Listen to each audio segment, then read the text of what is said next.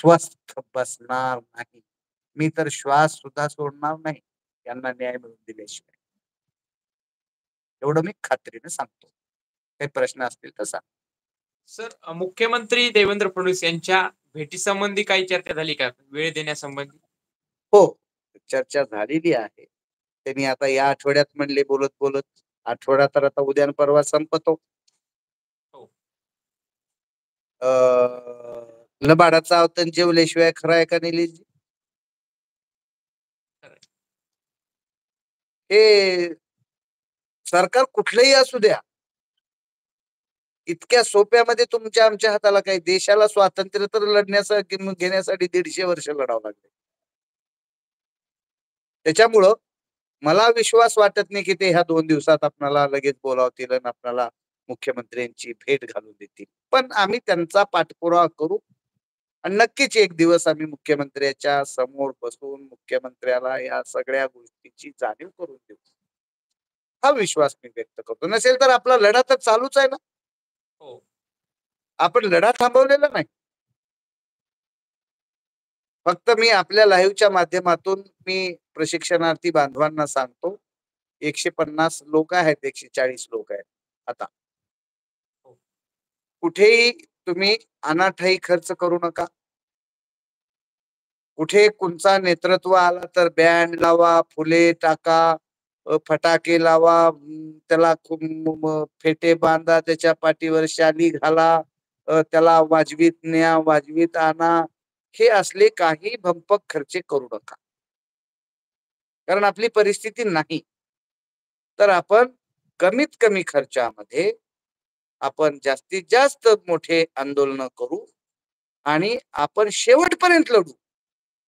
आज जर आपण खर्च करला तर आपण अलीकडेच थकून जाऊ. हो. आपणाला जर शेवटपर्यंत लढायचं झालं तर आपल्याला थोडस बारकाईनं आपल्याला लढावं लागेल. त्याच्यामुळं आपण कमीत कमी खर्चामध्ये आपण सामूहिक सांघिक शक्तीच्या बळावर 100% हे युद्ध आपण जिंकू. सर लातूर येथे स्वर्गीय गोपीनाथरावजी मुंडे साहेब यांच्या पुतळ्याचं आवाहन झालं त्यावेळेस मुख्यमंत्री देवेंद्र फडणवीस साहेब आले होते. त्यावेळेस तुम्ही निवेदन दिलं. त्यावेळेस काय त्यांच्यासोबत बोलणं झालं होतं का आपलं? हो, झालं ना. मी त्यांच्या सोबत दिवसभर होतो. हो, मी पाहिलं ते. पण प्रशिक्षणार्थी नव्हते. कायदा म्हणजे सुरक्षेचा विषय होता. त्याच्यामुळे प्रशिक्षणार्थी नव्हते म्हणून आम्ही विमानतळावर परवानगी घेऊन आपण प्रशिक्षणार्थींच्या उपस्थितीमध्ये एक निवेदन देऊन त्यांच्या लक्षात आणून दिलेलं आहे. त्याबरोबर चंद्रकांत दादा पाटील यांच्यासोबत सुद्धा तुम्ही आज भेट घेतली. त्यांच्यासोबत यासंबंधी काही चर्चा झाली का? हीच चर्चा. बेरोजगार युवकाच्या हाताला रोजगार द्या दादा, आणि द्यावाच लागेल. नाहीतर हा बेरोजगार उद्ध्वस्त होईल, चुकीच्या मार्गाने जाईल, व्यसनाधीन होईल, अनेक पोरांचे लग्न व्हायचे थांबलेत. या सगळ्या गोष्टी लक्षात आणून दिलेल्या आहेत.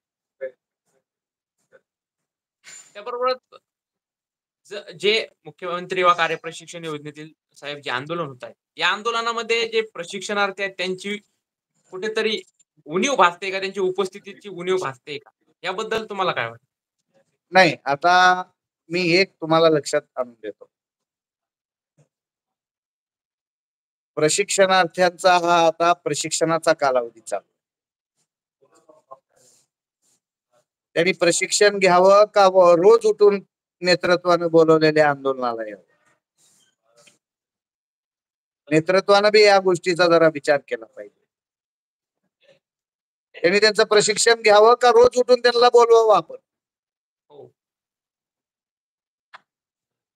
नक्कीच एक दिवसाचं आपण आंदोलन जेव्हा आझाद मैदानावर आपण 14 तारखेला घेतलं तेव्हा विराट कसली संख्या जमली. हो, खूप संख्या. त्याच्यामुळे आता काही लोकांचे 1 महिन्यामध्ये प्रशिक्षणाचा कालावधी संपतोय. या संपलेल्या लोकांच्या जोरावर आणि आपण हे उद्याचे आंदोलन करतो. आता पुढील दिशा जी असणार आहे ती काय असणार आहे आपली?